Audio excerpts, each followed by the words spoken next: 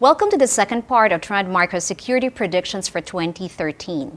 In the last segment, we've presented three big trends that we will see for 2013. Number one, conventional malware will not increase in sophistication in terms of creation, but in terms of deployment. We've also talked about the improved security of Windows 8, but only for consumers.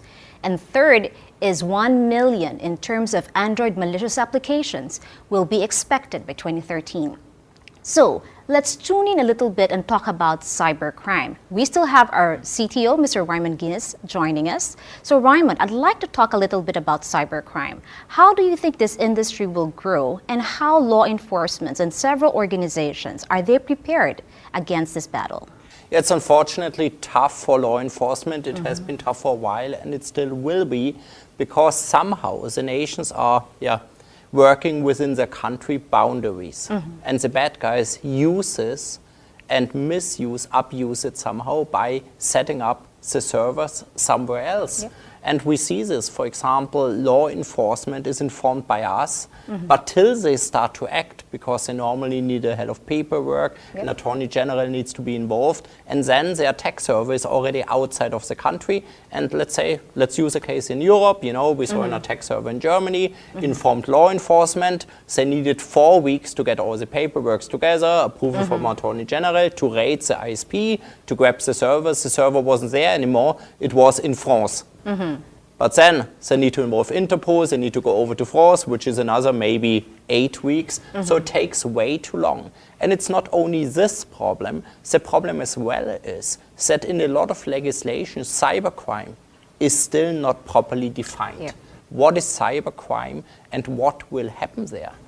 And not only this, in a lot of countries, companies don't need to report if they are attacked. And that's a big problem. I would love if companies are forced to report a security breach, because then at first it's a bigger user awareness. Number two, we know better what the bad guys are doing. So for example, in the European Union, a EU Commissioner, Nelly Kroes, tries to enforce this, and I welcome this, and I hope sooner or later, at least in the European Union, it will be a must to report attacks. So it seems there's still emerging or very obvious loopholes, not just in our political legislations, but also it sounds like it is continuously going to be a little bit more, again, a boundaryless crime activity. That's correct, Myla. What about data breaches? 2 years ago, we said it was the year of data breaches. Obviously, we're still seeing a couple of them this year. What about 2013? Is that going to be a big concern?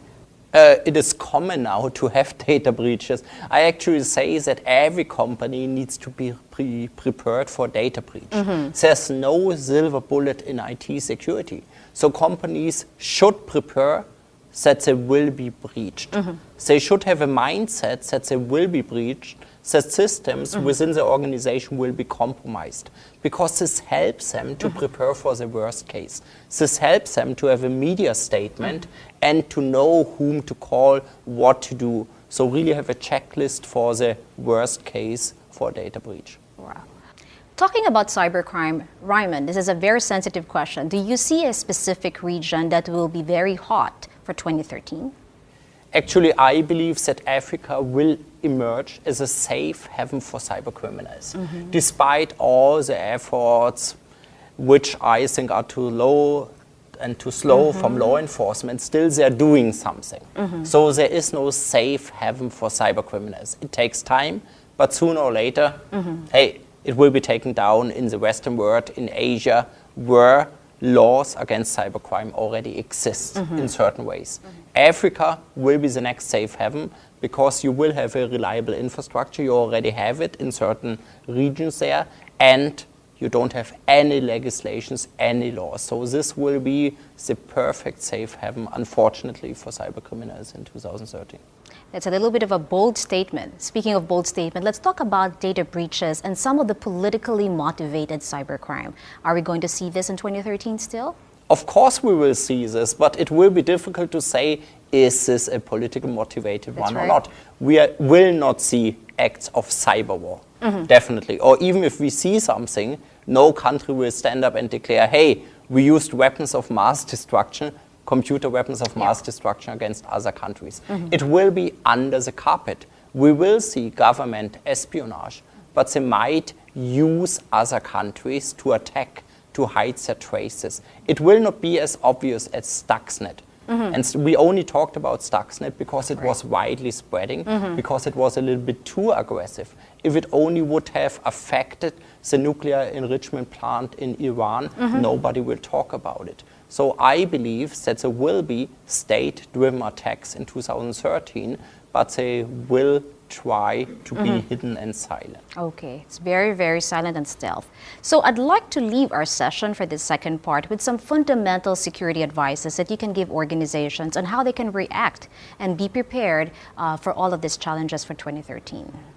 At first, organizations have to accept that the traditional defense, the perimeter defense that they build up, doesn't work that well anymore because computers within the intranet will be attacked and likely breached. So not only looking from the outside to the inside, but also from the inside out, actually being able to use network monitoring to detect with what a potential compromised computer is talking. This is really important. Number two, accepting the current user environment and how people are using computers. It's not just carrying along one computer, it's all kind of different devices, and these devices needs to be protected. And also changing your IT policies, rewriting them, because a lot of IT policies have been written in a time where we really only had our desk-bound computer, nothing else, or maybe a laptop. It never was written for the consumerization of IT, for the new devices and everything. So companies have to recheck their security policies and have to rewrite them.